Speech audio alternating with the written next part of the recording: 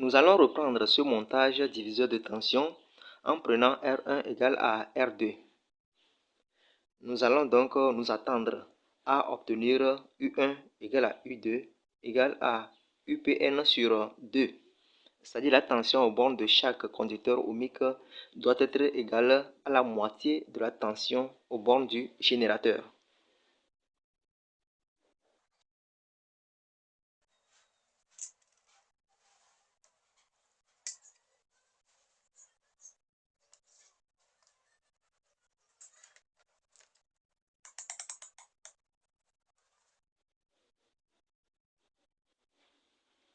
R1 nous donne 2,15 kΩ. R2 aussi nous donne 2,15 kΩ. Donc R1 égale à R2.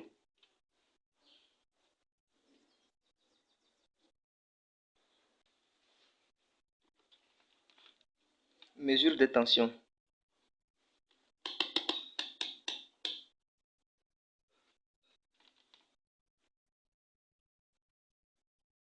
UPN nous donne 13 volts.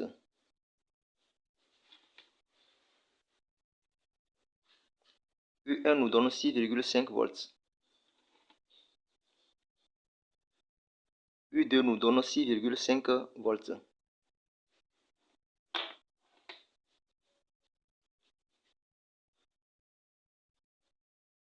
Notre théorie est donc confirmée.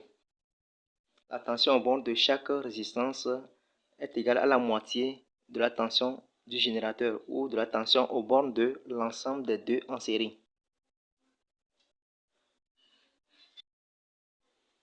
Je vais reprendre ce montage en remplaçant R1 par un potentiomètre ou une résistance ajustable.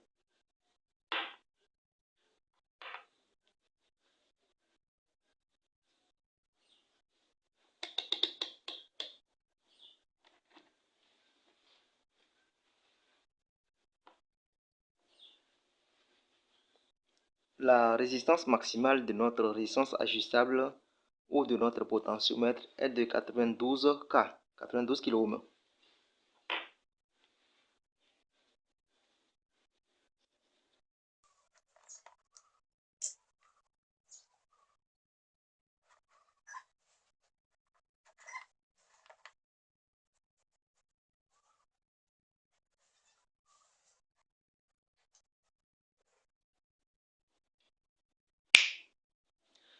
Nous allons brancher le voltmètre aux bornes du potentiomètre. Nous allons ensuite tourner le curseur du potentiomètre pour observer l'évolution de la tension à ces bornes.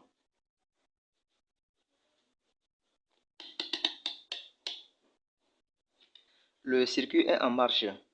Le potentiomètre est branché et il est à sa valeur minimale, c'est-à-dire 0 ohm.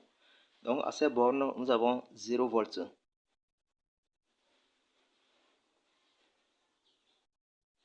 Je vais essayer de tourner le curseur du potentiomètre.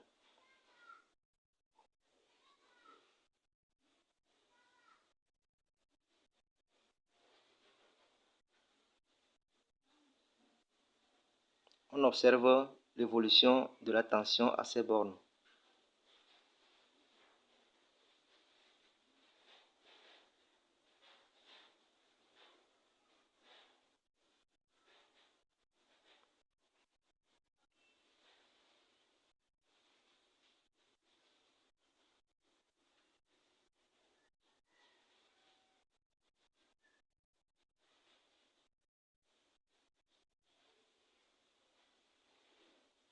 Voilà, le potentiomètre est à sa valeur maximale et nous voyons que la tension à ces bornes est de 12,7 volts. Donc la tension au bord de notre potentiomètre a varié de 0 à 12,7 volts. Quelle est l'explication de ce phénomène que nous venons d'observer? Dans ce montage, notre tension de sortie est U1, c'est-à-dire la tension aux bornes du potentiomètre. Voilà le schéma correspondant. Nous avons ici la formule de U1 selon ce montage. Le coefficient de proportionnalité entre U1 et UPN est compris entre 0 et 0,977. Nous déduisons donc la tension U1 comprise entre 0 et 12,7 volts.